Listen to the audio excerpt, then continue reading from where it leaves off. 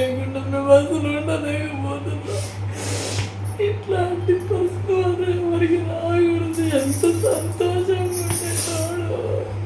కష్టం వచ్చిందండి మాకు అన్న లేని లోటు బాగా తెలుస్తుంది కాబట్టి మేమైతే చాలా ప్రాబ్లం అయితే ఫేస్ చేస్తున్నామండి. హాయ్ ఫ్రెండ్స్, అందరూ ఎలా ఉన్నారు?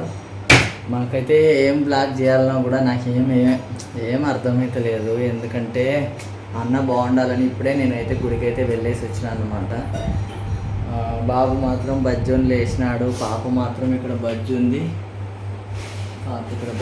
లతమ్మ మాత్రం కిచెన్లో ఏదో వర్క్ అయితే చేస్తుందన్నమాట. కానీ అంతా ఏం చేసినా కూడా చాలా వరకు అయితే అనీజీగానే ఉంది. చాలామంది ఏమంటున్నారంటే ఇది మీ సొంత ఇల్లు అంటున్నారు.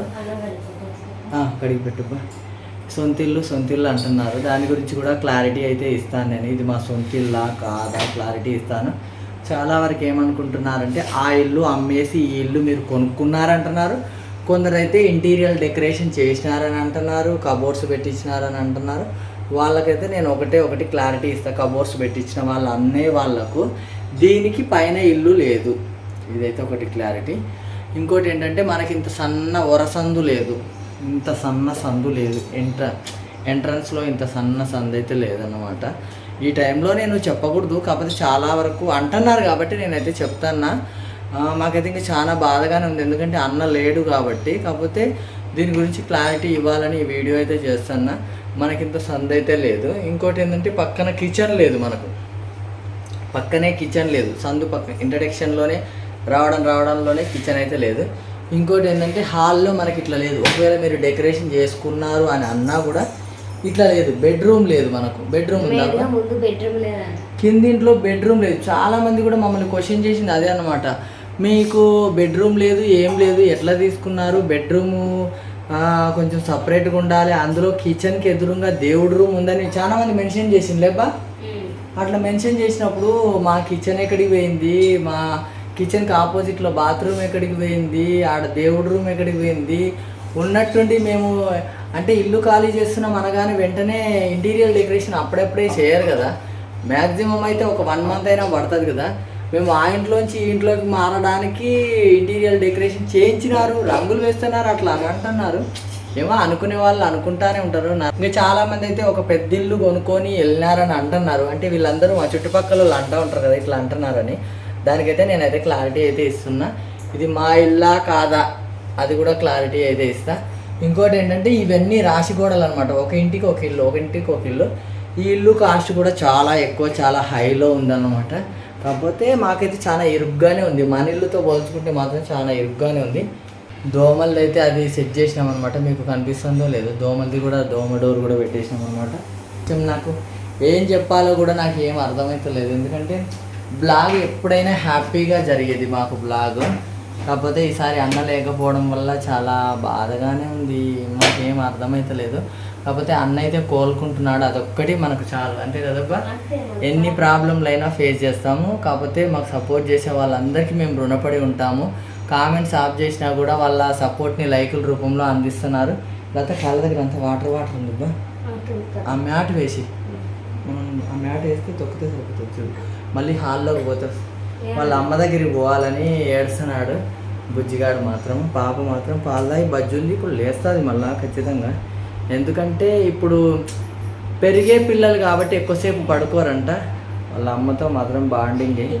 కాకపోతే వాళ్ళు లేవగానే ఎతుకుతున్నాడు, వాళ్ళ పెదనాయనని ఎతుకుతున్నాడు, ఆ పాప ఎతుకుతూ ఉంటుంది. మాకు అది చాలా బాధ అవుతుంది. పోనైనా అమ్మ దగ్గర అది మెయిన్గా మాకు మైనస్ అనమాట. మా అన్న ఇంట్లో లేకుండా ఉంటే చాలా వరకు వెళ్తే అయితే ఉంది, చాలా వరకు ఏంది 100% వెళ్తుంది. అందుకోసం అంత జోష్గా అయితే ఏం చెప్పదలుచుకోలేదు. ఆ గుడికి అయితే వెళ్ళేసి వచ్చినానండి. వీళ్ళు రెడీ అయ్యే వరకు లేట్ అవుతుంది కాబట్టి నేనే వెళ్ళేసి వచ్చి దేవుని అయితే మొక్కుకున్న, అన్న తొందరగా కోలుకొని ఇంటికి రావాలని. అప్పటి మీద ఇప్పుడైతే చాలా బెటర్. వీడియో కాల్లో బాగా మాట్లాడుతున్నాడు. మాకైతే చాలా హ్యాపీగా ఉంది. ఏమంటారు, కొన్ని చాలా వరకు బెటర్, చాలా మంచి రిజల్ట్ ఉంది, బాగా రిసీవింగ్ ఉంది, చాలా బాగా చూసుకుంటున్నట్టే.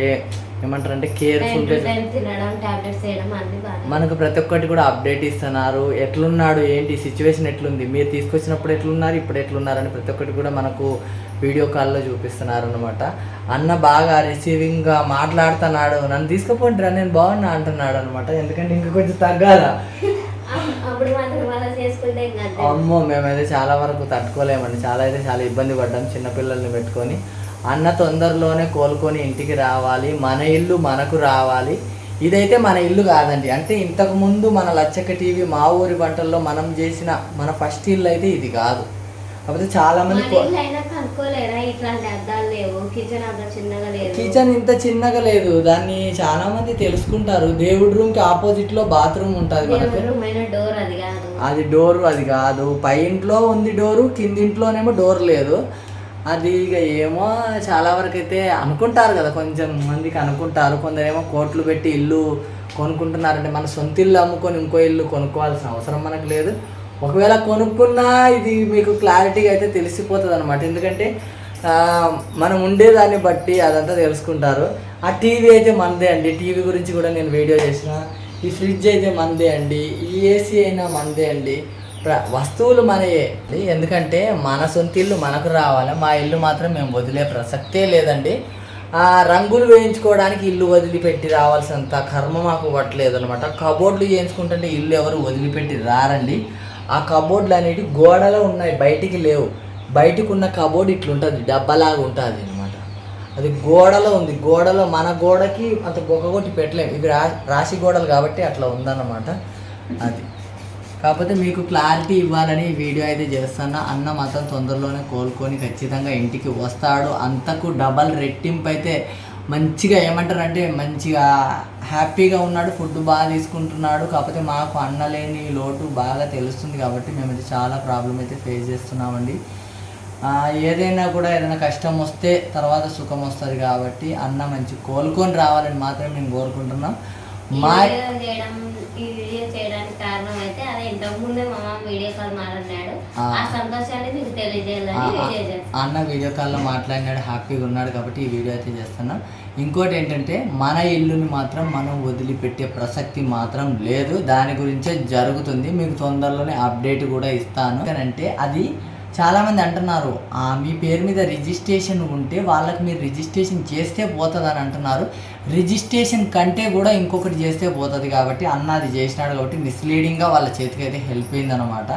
అది రిజిస్ట్రేషన్ చేయకుండా కూడా వెళ్తుంది, అది తెలిసిన వాళ్ళకు మాత్రమే తెలుస్తుంది, తెలియని వాళ్ళకు తెలియదు అనమాట. ఆ తప్పు ఏం చేసినాడో కూడా మీకు క్లారిటీ అయితే ఇస్తాను ఇంకొక 2 డేస్లో. ఎందుకంటే అది మన హ్యాండ్కి వచ్చే టైంలో నేనేం గెలకాల్సింది బాగుండదు కనుక నేనేం చెప్పట్లేదు అనమాట. మన హ్యాండ్కి వచ్చిన తర్వాత ఎట్లా చేయాలనో అట్లా చేస్తానమాట. కాకపోతే మేము ఇంత కూల్గా చెప్తున్నామని మాత్రం వాళ్ళని మాత్రం వదిలే ప్రసక్తే లేదండి. ఎన్ని రకాలుగా వాళ్ళని మేము చేయాలో అన్ని రకాలుగా మేము చేస్తున్నామండి. ఇది మా బ్లాగ్ అయితే. Thank you so much. Me support మాత్రం మాకు ఎప్పుడూ ఇలాగే ఉండాలి. అన్న తొందరలో రావాలని మాత్రం ప్లీజ్ బ్లెస్సింగ్ అయితే ఇవ్వండి. మరి ఉంటాము. బాయ్ చెప్పు, నువ్వు చెప్పు బాయ్ బాయ్ బాయ్.